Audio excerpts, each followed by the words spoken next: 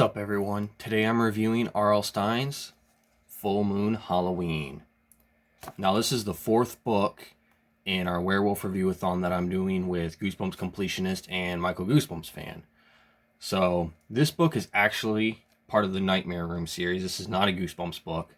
R.L. Stine started the Nightmare Room series in the early 2000s after Goosebumps came to an end.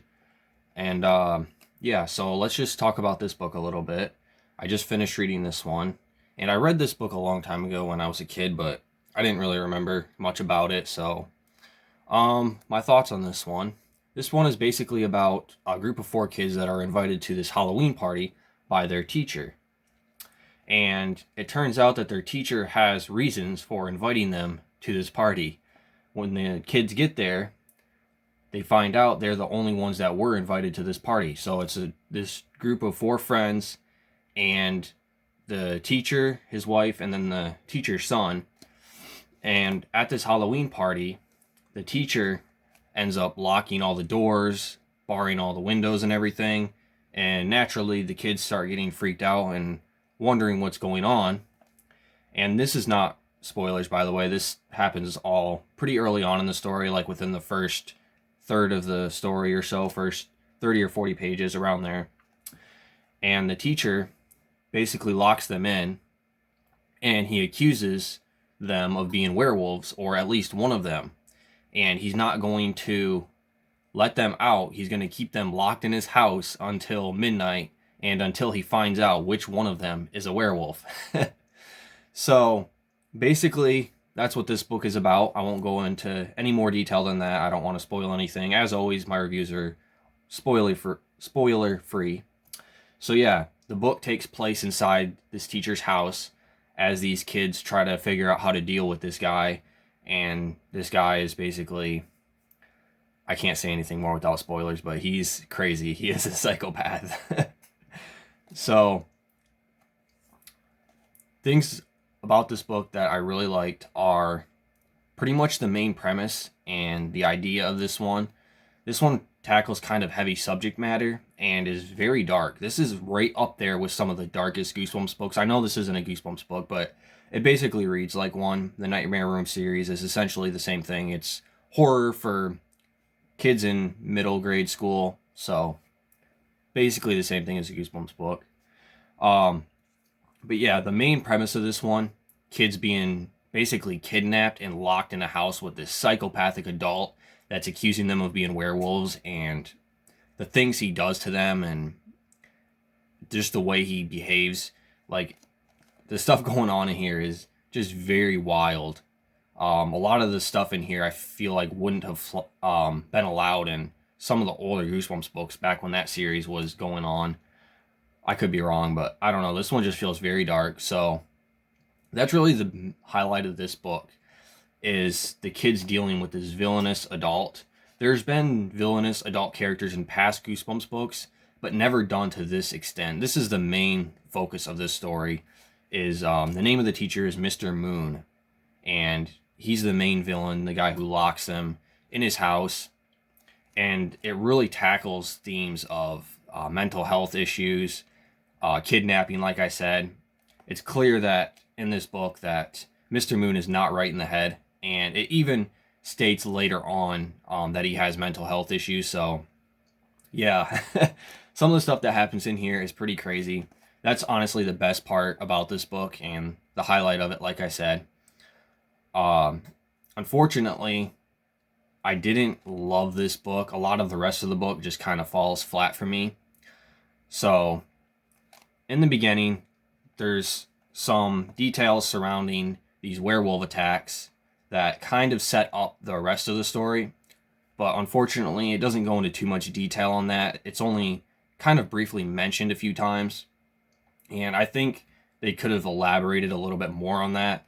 All that's used for is to kind of set up what happens later on in the story. Basically, the friends early on mention that there's werewolves attacks going on, like these rumors going around school and stuff. But like I said, it's just very brief, and there's not a lot about it that's gone into detail. It's kind of there. And I really wish that would have been elaborated on a little bit more, because it just feels like kind of a weak setup to me. and you almost completely forget about it until later on in the book when they bring it up again.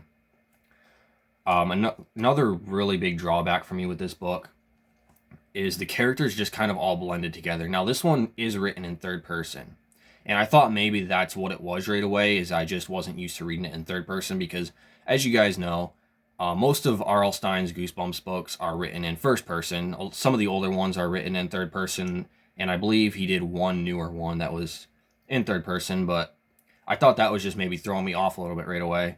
But no, it's not, because a lot of the other third person Goosebumps books are actually done pretty well. But for some reason here, the characters just all blended together. They felt very shallow, very flat. None of them really had any distinct personality. And at one point, I actually had to go back to the beginning, the first couple pages, just to figure out who the main character was, because I had forgotten. All the characters in here, this group of 4 friends, at least, they all just kind of feel the same. The only really standout character is the main villain, Mr. Moon. He's the only character in this book that has a distinct personality, that has a unique voice, and he's really the thing that carries this book, to be honest. He's pretty much the main reason you're reading this book for, is to see this crazy psychopathic adult terrorize these 4 kids. And yeah, like I said, that's pretty much the highlight of this one. And I enjoyed it for the most part. Towards the end, I started to get a little bit disappointed with it again. The middle, where all the action is taking place when the kids are trapped in this house, was the best part. Towards the end, I started to get kind of let down by it. Like always, there's always some twists and reveals at the end. And this book kind of goes the usual cliche route. Pretty early on in the story, I predicted what was going to happen, and I was mostly correct. I was off a little bit, and as in certain characters who I predicted might be... it's hard to talk about it without spoiling it, but basically I was mostly correct in my predictions. I was off a little bit in one of the twists, but I was about 80% right with my prediction. And yeah, it didn't necessarily ruin the book for me, but it just kind of felt tired and old for him to just keep using the same twist that he's done already. So yeah, the ending just felt very cliche to me. It's something we've seen from Stine 100 times before. It's not really very unique or creative. It's just something he's done before, and that kind of brought it down for me a little bit. It didn't completely ruin it, but it just brought it down for me a little bit. I'm trying to think what else I wanted to say about this one. I did really like this book overall, guys. I just didn't quite love it. Like I said, I think just the shallow characterization and the cliched plot devices just brought down my rating a little bit. Part of it is because some of the story was really good. Taking this villainous adult character in a whole new direction and going to the more extreme side of things with it, which is something that hasn't been done before.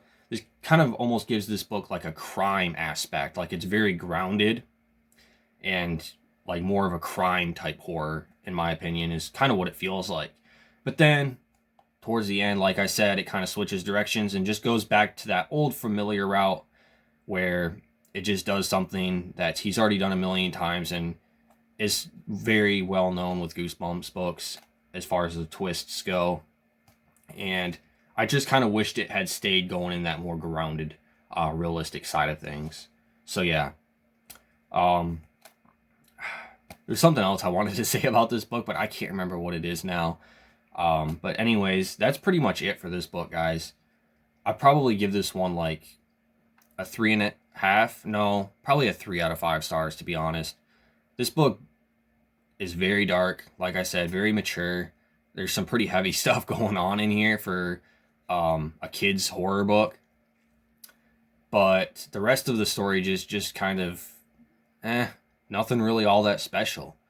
So yeah, it kind of balances out and lands as like a middle of the road type read for me, and that's why I decided to give it a 3 out of 5 stars. But again, it's not a bad book. I just don't quite love it or anything. But anyways, guys, that's my review for Full Moon Halloween. I have one more book review I'll be doing an individual review for this werewolf review-a-thon.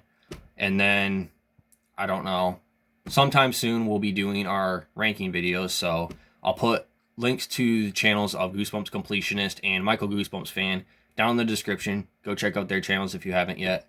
And yeah, that's about all, guys. If you've read this book, let me know what you think of it. Post your thoughts down in the comments. I'm curious to see what you guys have to say about this one. So thanks for watching.